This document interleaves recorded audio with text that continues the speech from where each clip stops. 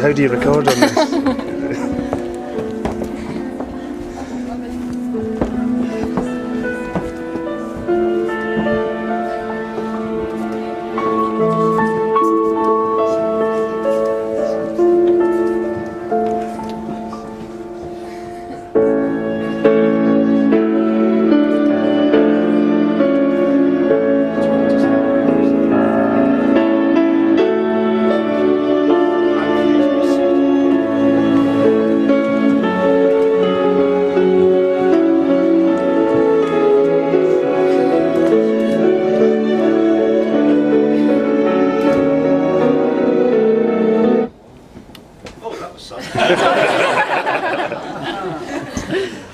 A little slider at the bottom. Apologies.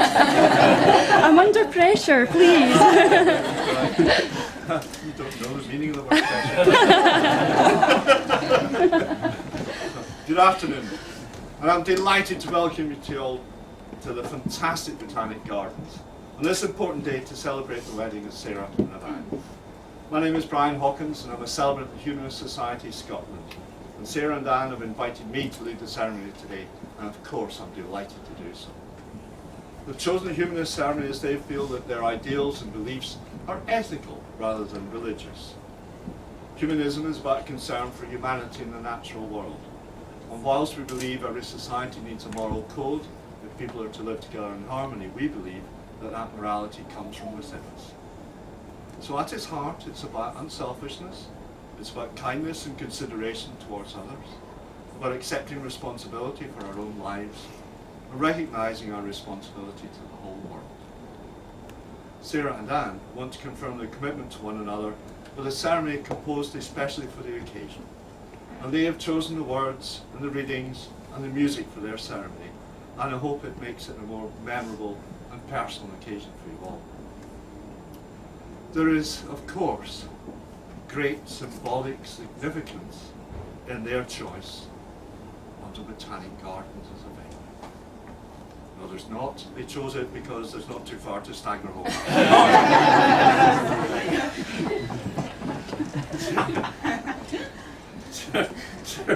Sarah and Anne would like to thank you all for making the journey here today. I would like to thank Tom, our best man, for travelling all the way from San Francisco to join us here. Yeah. And also understand that there are some hardy souls who join us all the way from England. But never mind, we all have our problems. They would also like to especially thank the best girl, Sammy, as well as our flower girls, Skye and Amy, our ring bearers, who you'll meet very shortly, Robbie and Callum, Roz for looking after the music, Sailor's brother Steve for being on video duty. Well done, Steve. And both Tom and Gail. Where's Gail? Gail. Hello. Who will be doing some readings for us a little bit later. Sarah and Anne would also like to thank you all for supporting them and believing in their relationship for the last, would you believe, 2 years? Doesn't time fly? And particular thanks must go to Sarah's parents, Stuart and Sheila, and Anne's mum, Marjorie, for accepting each other's daughters into their family. Sarah and Anne know it's often with the help and support of those around them, as well as from each other, that will get them through the tougher times that they may face. To that end, they would like to include you all in their hopes and their wishes and their pledges as they take their vows very, very shortly. So, here we go. I'm going to ask Sarah's 2 nephews, Robbie and Callum, to bring the rings forward. Each on a little tray with a name on it. Fantastic. I'm going to put them on the table, I think, aren't we? Super. So, you want to bring them forward here for me, please? Fantastic. Now, we'd like you all to take part in a little ceremony called a band warming. It's just a lovely, lovely way to include you all in the ceremony today. What I'm going to do is I'm going to tie the rings together with a ribbon, and then we're going to give them to you, not to keep. No.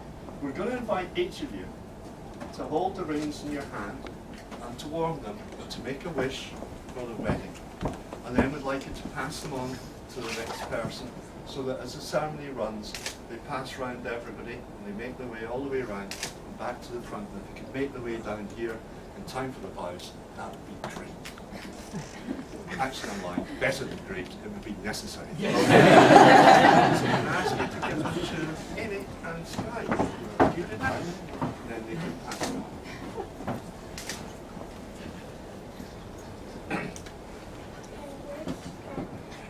No, sorry, just to yourself. But thank you. Very good. Thank you very much. Could I have a round of applause for our ring bearers?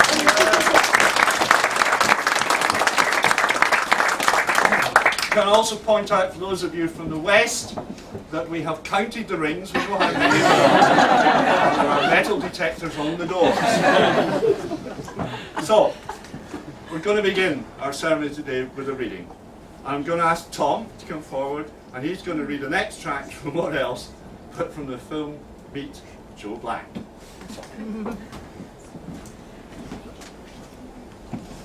I know it's a corny thing, but love is passion, obsession, someone you can't live without. I say fall head over heels. Find someone you can love like crazy and who will love you the same way back. How do you find them? Well, you forget your head and you listen to your heart. Because the truth is, there's no sense living your life without this. To make the journey and not fall deeply in love, well, you haven't lived a life at all. But you have to try, because if you haven't tried, you haven't lived. Fantastic. I think that needs a round of applause.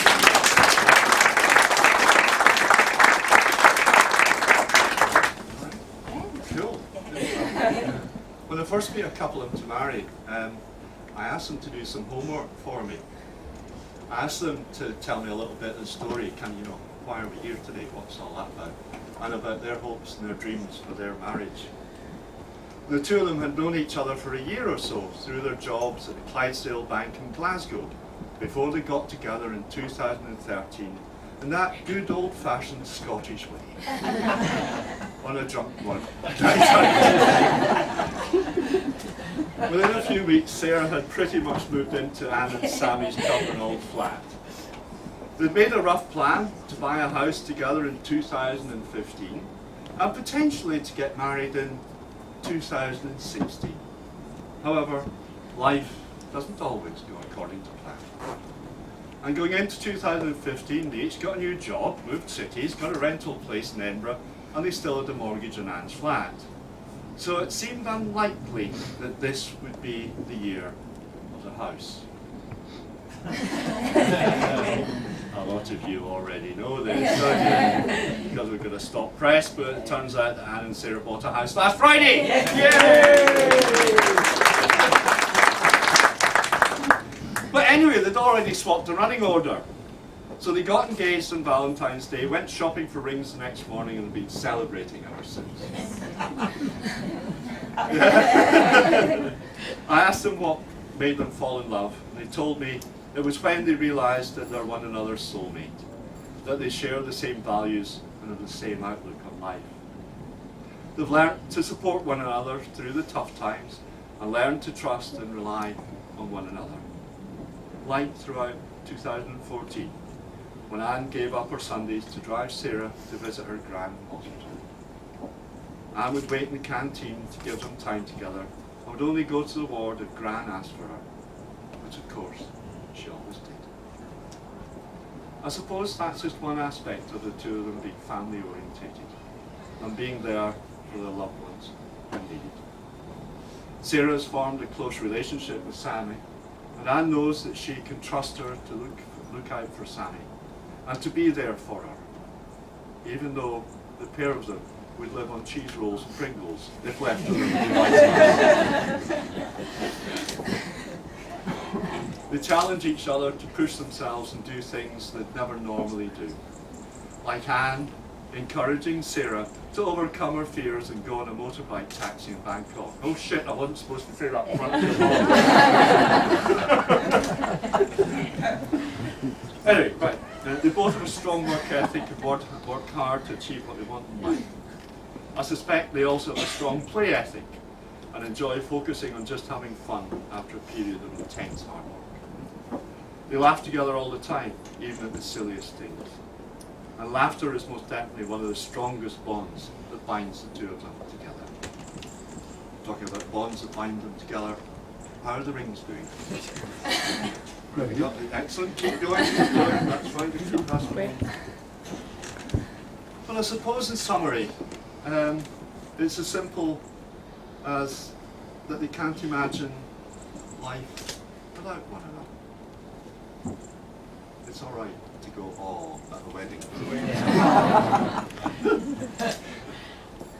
I think Sarah and Anne recognise marriage as being a little bit of a cooperative adventure. For Sarah, it means even more amazing home cooking, because Anne is a great cook. For Anne, it means guaranteed clean clothes.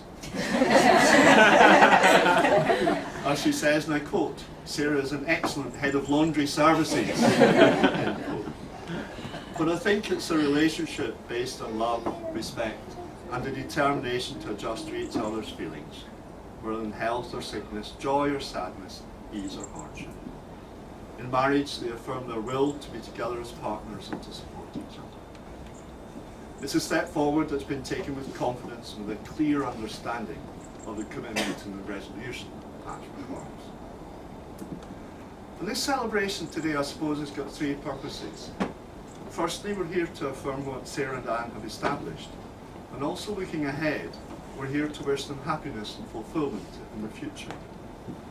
But most importantly, we're actually all here today to witness the vows that they're going to exchange.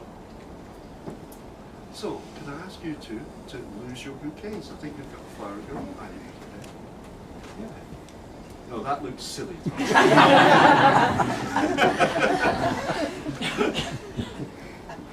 And can I ask you to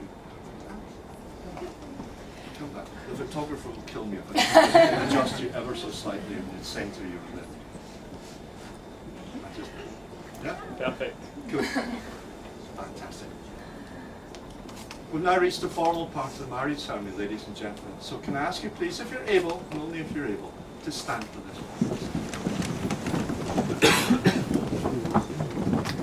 I'm now going to ask Anne and Sarah to exchange their formal vows in front of you, their friends and their witnesses. And Anne, could you start please? Ready to go? Yeah. I, Anne Kearney, in the presence of my family and friends. I, Anne Kearney, in presence of my family. Yeah, don't look at me. You're not marrying me. The next bit's important. Accept you, Sarah Fraser, in marriage. Accept you, Sarah Fraser, in marriage. As my partner for life. As my partner. I promise to love you, honour you, and protect you. For better or worse, richer or poorer, in sickness and in health, forsaking all others, be faithful to you, for as long as we hold you. Sarah, please you can.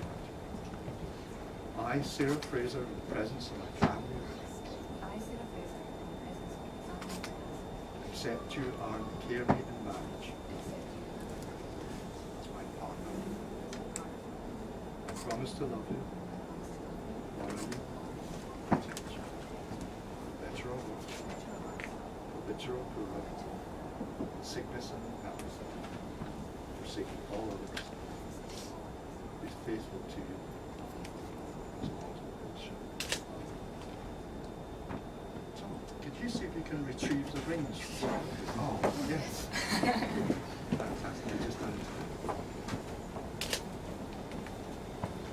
The wedding ring is a circle. It's got no beginning and no end. It symbolises both unity and infinity.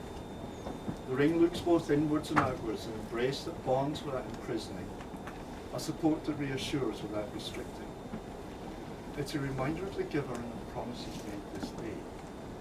It's an emblem that surrounds and caresses you. And while each simple band may not be of great value in itself, it's made precious by you and me. And can I ask you now to take Sarah's left hand in your left hand? That's your left hand. Take her ring.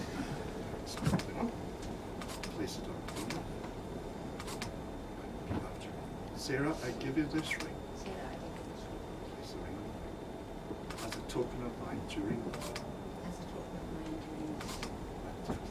Sarah, could you turn around, Sam? Take your left hand. Well done. Thanks, Tom. Place the ring on her finger. I repeat after me. And I give you this ring And I give you this ring as a token of my enduring love for you. As you've now both made a solemn and binding. Oh. It's all right, not good. Fantastic. As you've now both made a solemn and binding contract, and by virtue of these declarations made in my presence, in the presence of your witnesses and guests, I have much pleasure in declaring you married. Now you may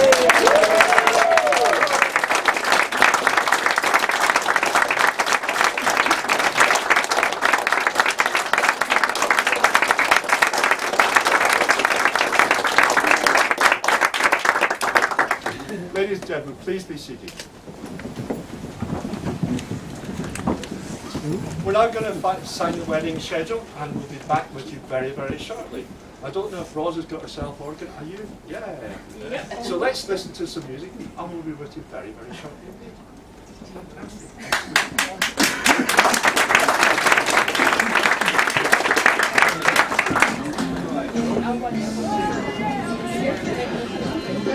Excellent.